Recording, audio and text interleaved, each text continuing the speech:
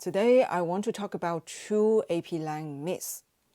Before I get to those, I want to say something important. A lot of what you've been taught in AP Lang class are good writing practices, but good writing practices and effective exam strategies are not the same thing. Some teachers teach you to be a good writer, assuming that if you are a good writer, you'll get a good score on the exam. For the most talented students, maybe, but for the vast majority, they need to know how the exam works. And the gap between what you've been taught and how the exam works is exactly where the myths come from. Hey everyone, welcome to or welcome back to CT's AP Cookies. Over the past 7 years, I've helped hundreds of international students score a 5 on the AP Lang. Whether you're running out of time, struggling with commentary, or just don't know what you're doing wrong, I'm here to help. I've studied this test inside out so you don't have to. Now, let me debunk the two myths about AP Lang. Myth number 1. Grammar mistakes are going to cost you points. Let's look at what the scoring rubric actually says. Many students overlook the additional notes where the rubric explains the criteria for evidence and commentary. Additional note number 1 says, writing that suffers from grammatical and/or mechanical errors that interfere with communication cannot earn the 4th point in this row. The keywords are interfere with communication. If your errors don't cross that line, and if your evidence and commentary are sound, you can still earn all 4 points. What does that mean? Let me give you some examples. These are the errors that do not interfere. There are many reasons why schools should start later. Even though there is the wrong word, AP readers still understand the meaning perfectly. The author emphasizes the importance of education. The misspelling of importance does not make readers confused about what the writer means. The student discusses how society affects individuals. The students write effects instead of affects. The writer uses the wrong word, but the meaning is clear from the context. Wortham's claim don't account for social media. Even with the subject-verb agreement error, the reader still knows exactly what's being argued. The truth was free and more believed than not, but what became millions started as few. Friends protesting in a group of 3, it wasn't until voices, figureheads of the civil rights movement like Rosa Parks and Martin Luther King Jr. inspired the million that others listened. The writer is trying to say that massive movement began with just a few people. The student should be using the preposition with instead of us, but the meaning is still clear despite the error. Optimism can be in conversation with pessimism because of people like my old friend who never see hope in anything they do. On the other side of my old friend, there are many people who are optimistic about everything. They are able to stand strong in the face of adversity because they know that there is always a way out. The writer should be saying, in contrast to my old friend. But even with the wrong phrase, AP readers still understand the contrast. Now let's look at the errors that do interfere with communication.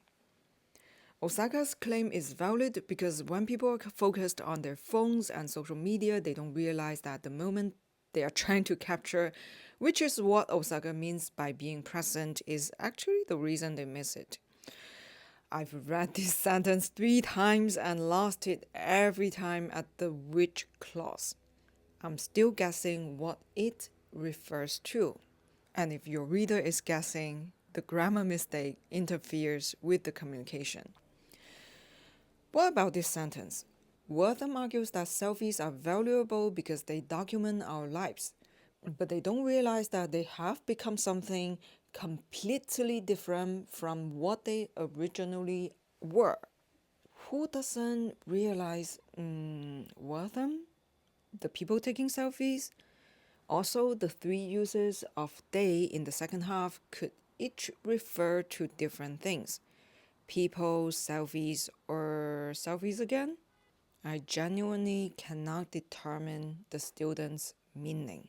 A wrong transition can also leave readers confused. For example, living in the moment helps people build meaningful relationship. Moreover, focusing too much on the present can cause people to neglect their responsibilities and fall behind in school. Moreover, signals addition. The writer is telling the reader, here's more support for my claim. But the second sentence is actually a counterargument. The reader gets disoriented because the transition says agreement while the content says disagreement. The writer meant however, and that confusion is interference with communication. So, spelling errors, minor grammar mistakes, wrong word forms, these almost never interfere with communication. What interferes is when the reader cannot reconstruct your intended meaning. Broken sentences, contradictory logic, or thoughts that trail off before they arrive anywhere. Now, I'm not saying ignore grammar entirely. Clean writing is always better. But on exam day, don't freeze up over a misspelling when you could be strengthening your commentary. If your reader can understand your argument, your errors won't cost you. Spend that mental energy on evidence and commentary instead. That's where the points actually are. Now, let's turn to myth number 2. You have to analyze a different rhetorical choice in each paragraph. Again, let's look at what the scoring rubric says.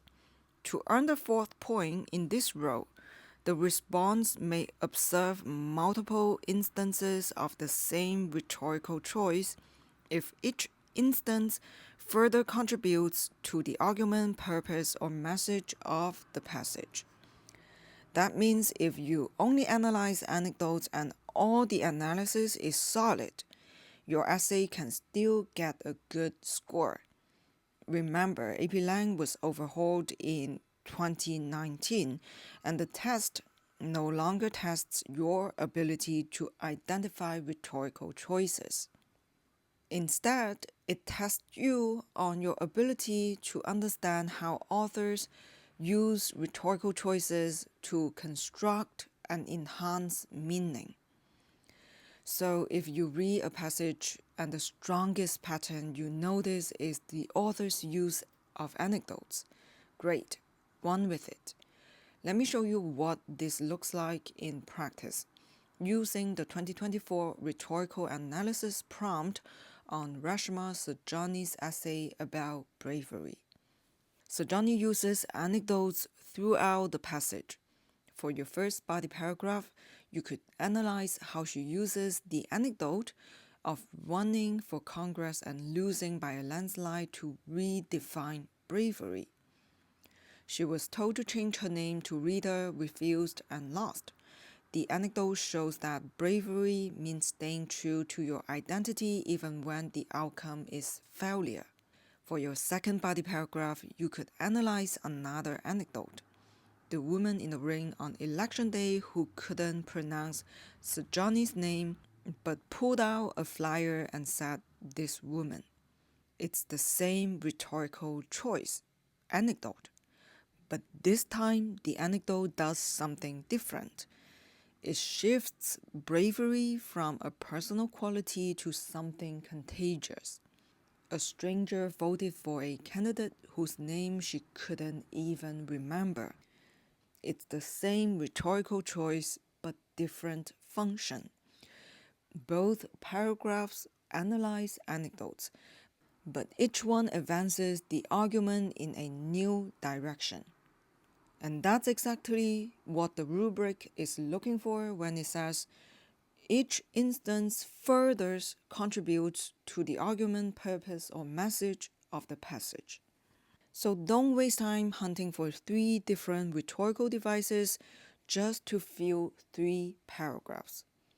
If the author used the same choice multiple times and each instance does something different for the argument, analyze that. It's not about the variety of choices, it's about the depth and quality of the analysis. Great, now that you know these 2 things you shouldn't be worrying about, you can spend more time on things that actually matter, like mastering essential knowledge for the MCQ or learning how to earn sophistication for your essays.